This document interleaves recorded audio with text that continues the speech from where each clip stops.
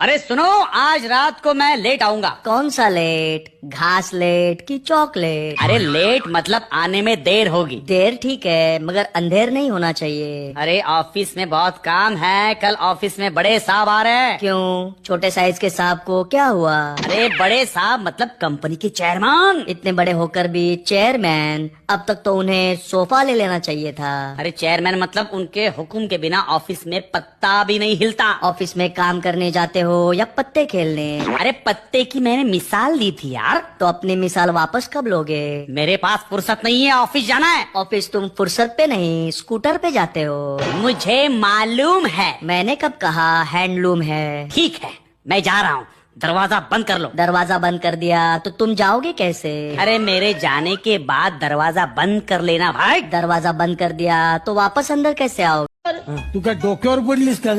अय्या सर, तुम्ही कसं ओळखलात? मी लहानपणी ना डोक्यावरच पडले सर, दोरीच्या उड्या खेळताना. कशा मारायची उड्या? मी दाखवते sir.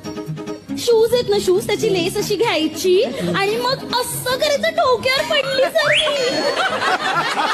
Useless useless thank you Pinto, thank you. असा उड्या मारायला पडणार का तोंडावर? कोण आहे? अहो बहिणीचा फोन होता. काय म्हणली? अहो तिचा पेपर आहे. ती म्हणली भाऊजी मला सोडणार का, कारण भाऊजी शिवाय मला कुणावरच विश्वास नाही. मग तू काय म्हणलीस? मी म्हणलं नाही, त्यांना वेळ नाही आता. असं का म्हणलीस? किती विश्वास आहे तिचा माझ्यावर? अहो पण मला विश्वास नाही ना तुमच्यावर.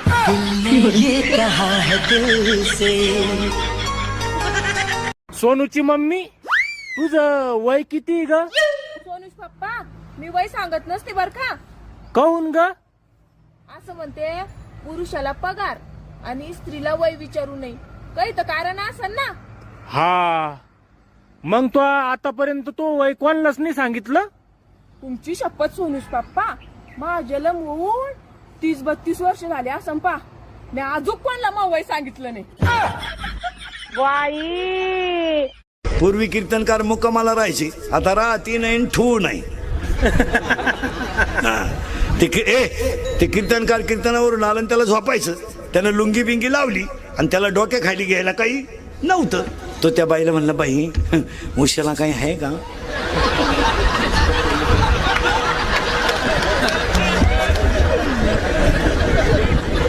ती बाई रडायलाच लागली. याला म्हटलं आपला का चुकीचा नंबर लागला का काय? तर म्हणला, बाई उशाला खरंच काही नाही. ती म्हणली, महाराज 5 वर्ष उशाच्या लग्नाला झाले, अजून उशाला काय नाही. तो म्हणला, तू उशा पुलावरून फेक, मला डोक्या खालची लागत. सोनुष पप्पा, काय झालं ग? मला दवाखान्यात घेऊन चला.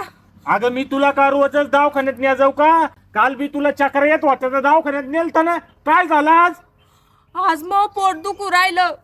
कस काय? काल डॉक्टरकडे गेलो होतो, डॉक्टर काय म्हणे, तुम्हाला आवश्यकतापणा येऊ राहिला, त्याच्यामुळे चक्र येऊ राहिले म्हणे. हा, तर तुम्ही साली सगट फळं खा म्हणे.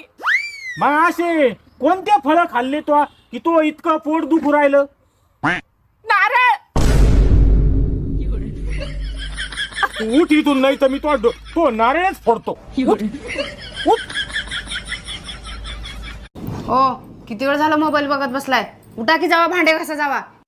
का? कुठल्या कायद्यात लिहिले का भांडे नवऱ्यानंच घासाव? होय. थांब, माझ्याकडे वकिलाचा नंबर आहे, वकिलालाच कॉल लावतो.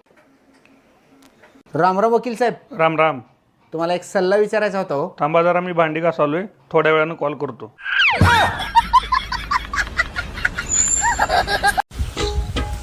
धरा, गोळी खा.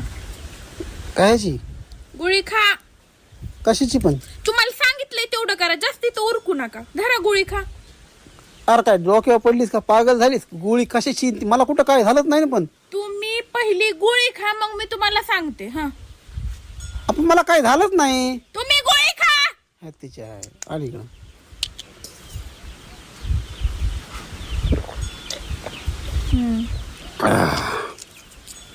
चालते. जाते. पण गोळी कशाची होती? ती गोळीची आज शेवटची तारीख होती, उद्या ती एक्सपायर झाली असती, त्याच्यामुळं पुन्हा तिचा काय यूज आहे. मग म्हणून म्हटलं खाऊन टाका. मी कोणती गोष्ट वेस्ट करीत नाही. अरे पण कशाची होती ती? मला काय माहित कशाची होती, पण उद्या एक्सपायर होणार होती हे मला माहिती. मी वस्तू वेस्टच करीत नाही.